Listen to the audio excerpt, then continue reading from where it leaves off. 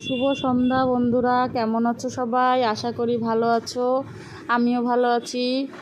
দেখো, আজকে তোমাদেরকে দেখাবো আমি কিভাবে চিকেন রান্না করি।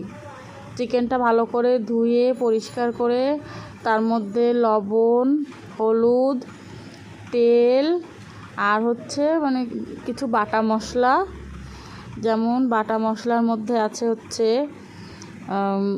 জিরে, আদা, রসুন, কাঁচা লঙ্কা আর দুটো তিনটে শুকনো লঙ্কা বেশি দেওয়া যাবে না, দুটো তিনটে একটু কালারের জন্য দিতে হবে।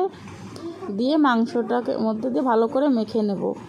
ভালো করে মেখে নিয়ে কড়াই বসিয়ে দেবো। কড়াই গরম হয়ে গেলে কড়াইতে দিয়ে দেবো তেলটার মধ্যে তারপর দিয়ে দেবো জিরে দিয়ে জিরেটা ভালো করে ফুটে গেলে ওর মধ্যে পেঁয়াজ দিয়ে দেবো।